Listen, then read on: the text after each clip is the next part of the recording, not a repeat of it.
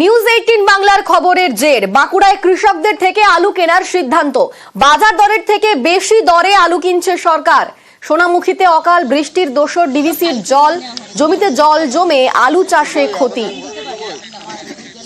সেচের জন্য ক্যানালে জল ছাড়ে ডিভিসি, বৃষ্টিতে জল বেড়ে সমস্যা।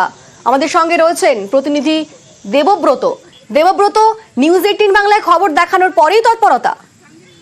একদমই অনিন্দিতা, দেখো নিউজ 18 বাংলায় এই খবর দেখাই আমরা গতকালই যে সোনামুখী নিত্যানন্দপুর অর্থাৎ উত্তর নিত্যানন্দপুরে কৃষকদের যে দুর্দশার ছবি, কারণ তারা বলছিলেন যে ডিভিসির ছাড়া জলে প্লাবিত হয়েছে এলাকার বিঘার পর বিঘা আলু জমি।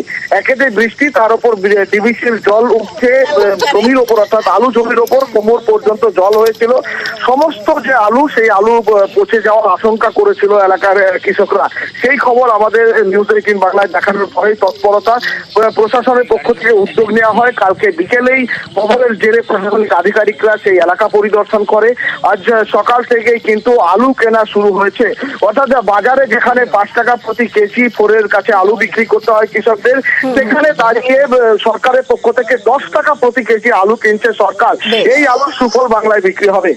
বেশ, ধন্যবাদ। এটা সরকারি পদক্ষেপ ভাবে এইভাবে আমরা নিয়েছি। যখনই আমরা খবরটা পেয়েছি এডিএ বিডিএম না পঞ্চায়েত সমিতির কাছ থেকে, সাথে সাথে জেলা প্রশাসনের নজরে রেখে আমরা স্পটে পৌঁছেছি।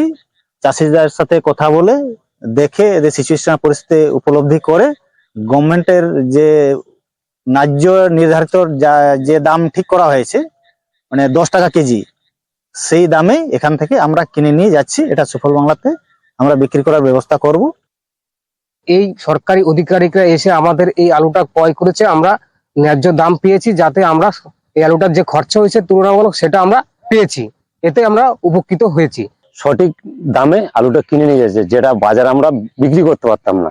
তাতে আমরা অন্তত বিশাল উপকৃত, নাহলে আমরা একদম মরে যেতাম একবারে।